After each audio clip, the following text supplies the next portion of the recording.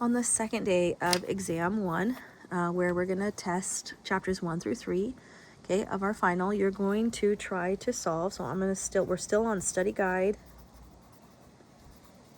number 1, okay, chapters 1 through 3, and we're going to solve numbers 13 through 19. I'm hoping that this is the number of problems that you're going to try to solve on your own. These aren't the exact problems, but these are like the problems that you will see in problems number 13 through 19 on exam 1 of your final. So I'm going to walk you through these sample problems and help you understand the concepts. So for number 13, they gave us examples A, B, C, D, and E. Okay, this was on page 11 of your textbook, of trying to identify the property of multiplication that is expressed, okay, in each one of the examples that they gave you. So for number 1, you had 3 terms. 1/6 times negative 9/16 times 6 equals 1/6 times 6 times negative 19. And so for letter A, what happened is you had terms. I'm just going to write it so you can see it.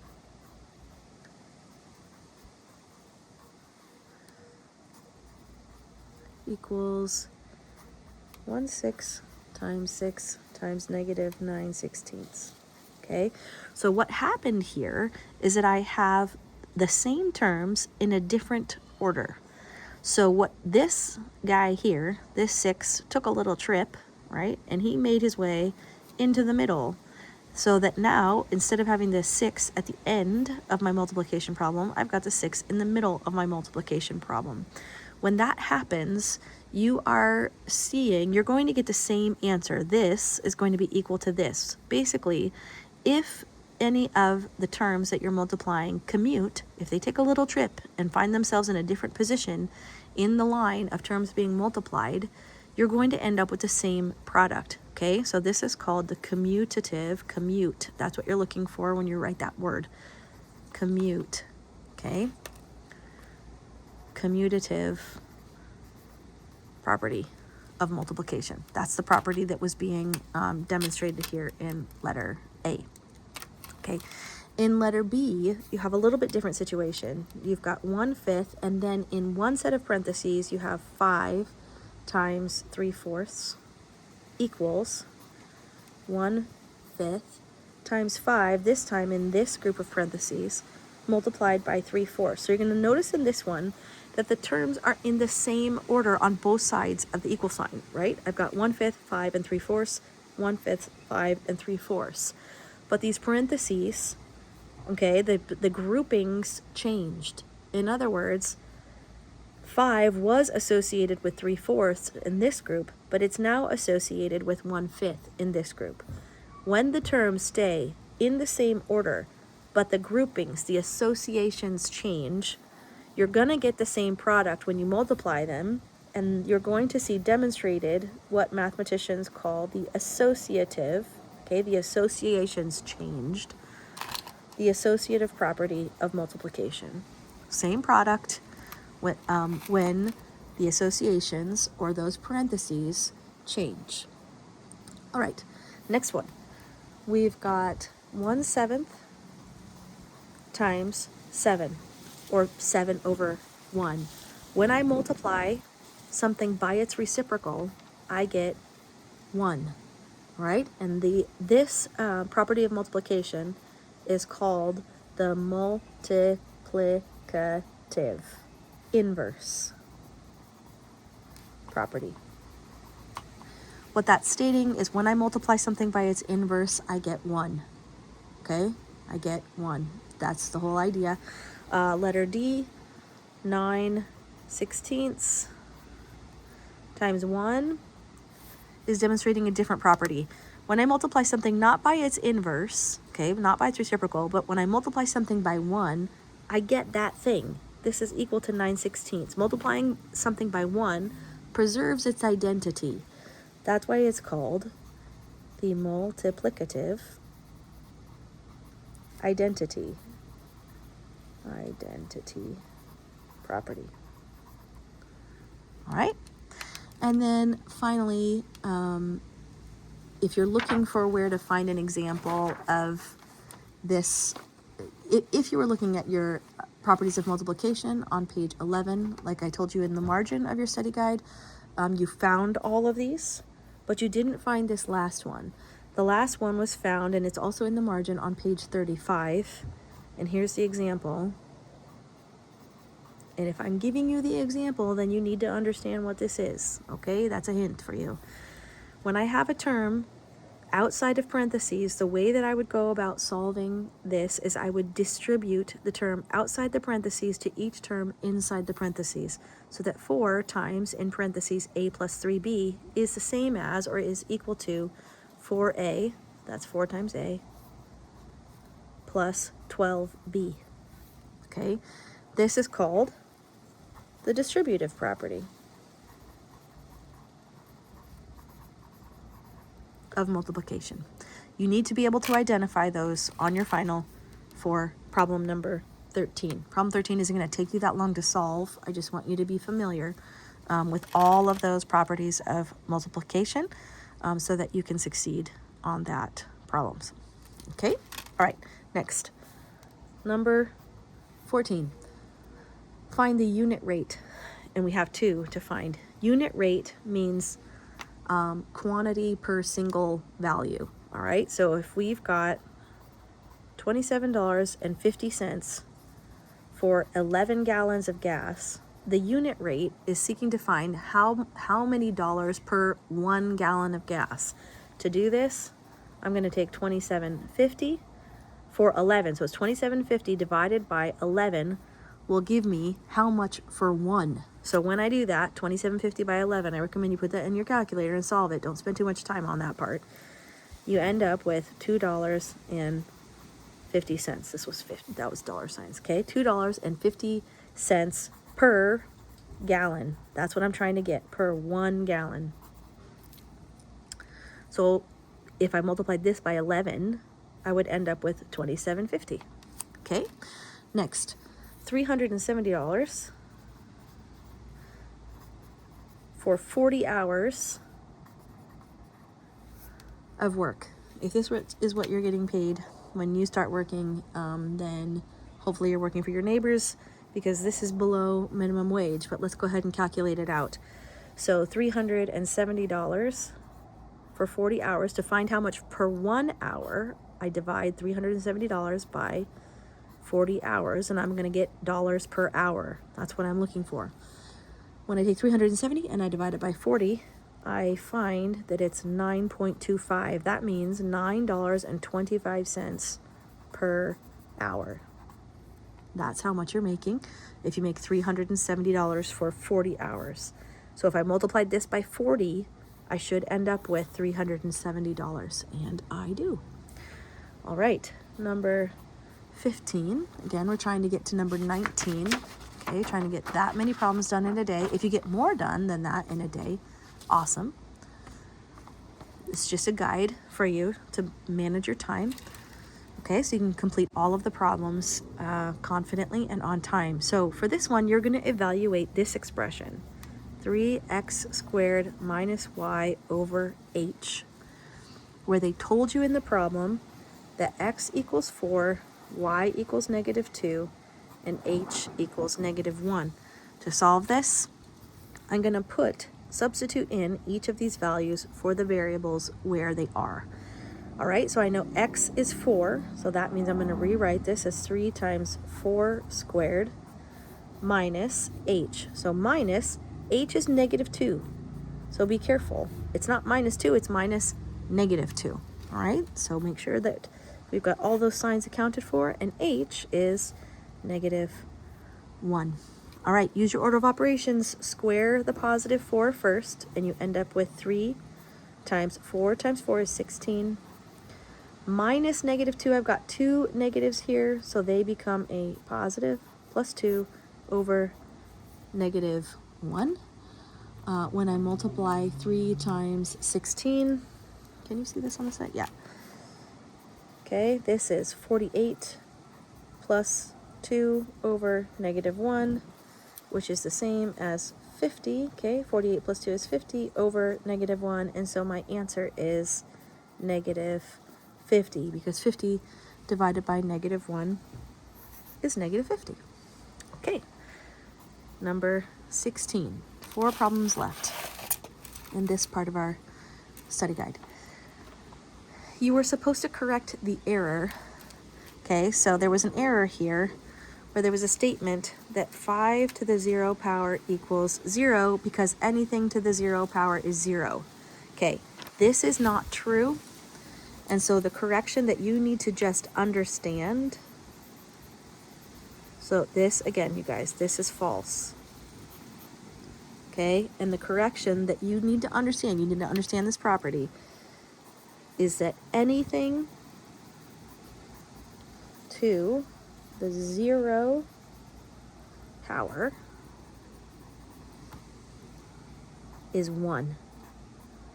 We talked about why in depth when we studied exponents, but this is what you need to remember. Anything to the 0 power is 1. Okay, 3 more problems to go on this part of our study guide. Again, that's your goal. On the second day of your final, complete problems 13 to 19. We're making our way. It's only been 11 minutes so far. We're flying. Oh, not problem 18, sorry. Problem 17. Okay.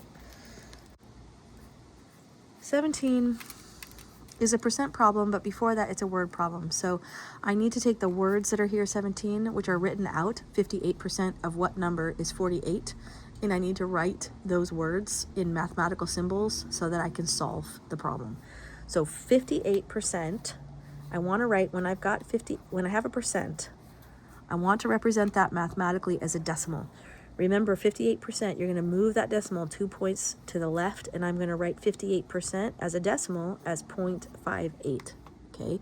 58% of means I'm going to multiply it, okay? That's what the word of means. Of means multiply, okay? Of what number, so I don't know what number it is, so 58%, 0.58 of times what number, n, is, remember that is translates to an equal sign in math, is 48.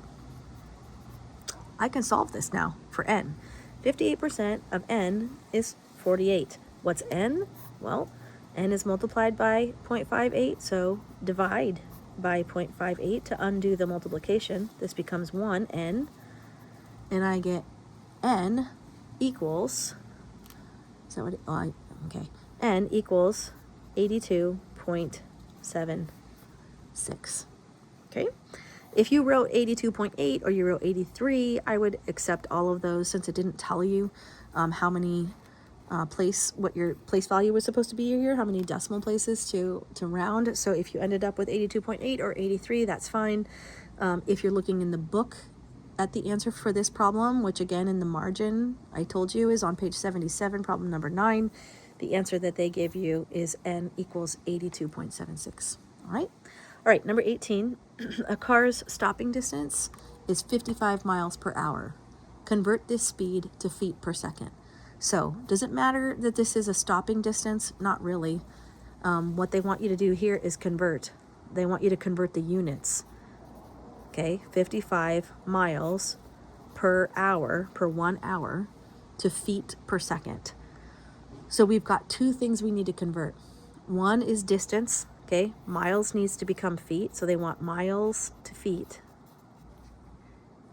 And the other is time. They want hours to seconds. All right, so we're going to do these one at a time. I'm going to start with the miles. Okay, so we want to know how many feet are in a mile. You should just have this memorized. It's probably in a chart in the back of your binder, but you need to know that there are 5,280 feet in 1 mile. Okay, that's just something you guys should know at this point. So if you don't have that memorized, memorize it. If you need to consult something in your final, you do have a conversion chart in the back of your binder that I gave you at the very beginning of school. If you need it, you can look at it, but just know this, okay? This now, the units cross cancel, and I end up with feet on top, and that's what I want. So I'm done with the distance conversions. Now I need to get hours out of here, and I need to turn them into seconds. So that means I want hours up here so that the units cancel out, all right? But the first conversion I need to make is hours to minute. There's 1 hour, 60 minutes in 1 hour. That gets rid of these, but I'm still not there. I don't want minutes, I want seconds. Okay, so I need to convert minutes now to seconds. So 1 minute is 60 seconds. That gets rid of those units. Now, the units I'm left with are feet per second. Great. That's exactly what I want. Okay? When you're multiplying fractions, you're going to multiply straight across the numerators, multiply straight across the denominators, multiply them all. You're going to get a big number. 55 times 5,280 times 1 times 1, okay? This times this times this times this gives you 290,400 feet over 1 times 60 times 60 is 3,600 seconds. Now you're not done. Put that in your calculator and do the division.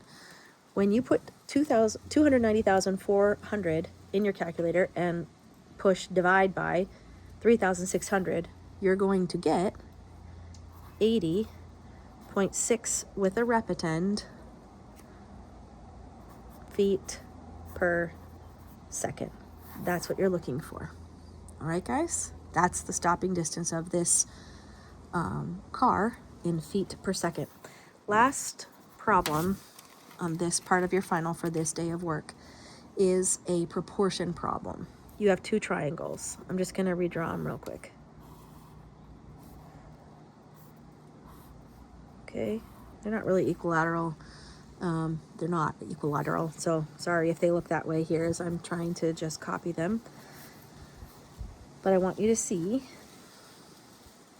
that the numbers represent the side lengths, the letters represent the angles, and we name triangles by their angles. This is B, and this is C. So this is triangle DEF, this is triangle ABC. Because these are similar triangles, that's what we're told in the problem, they're similar, the directions are to find X and Y.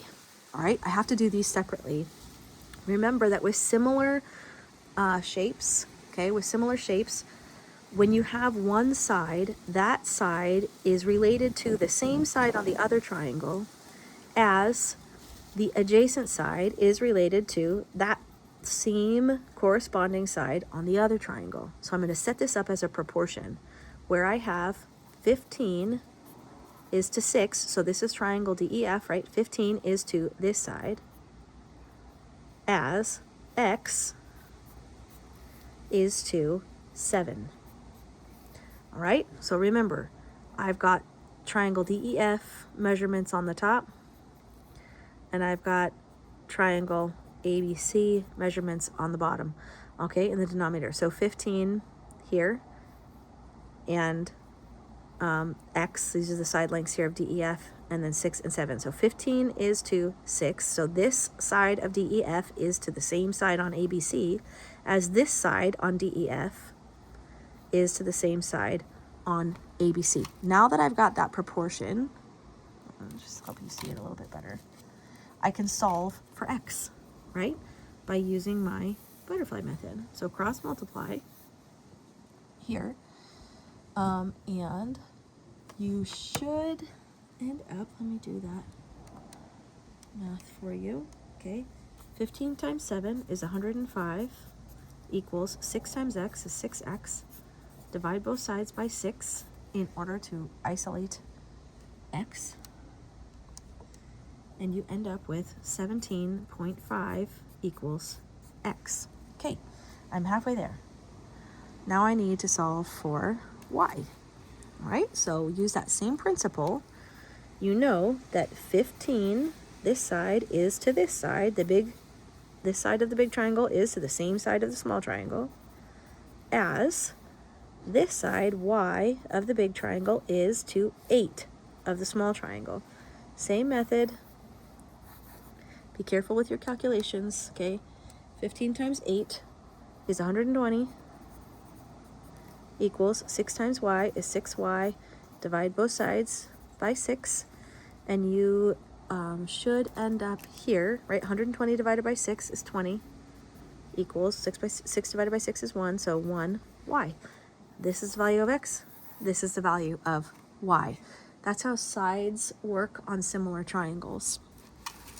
What you need to remember for the second part of this problem, okay, so this was the first part, part A.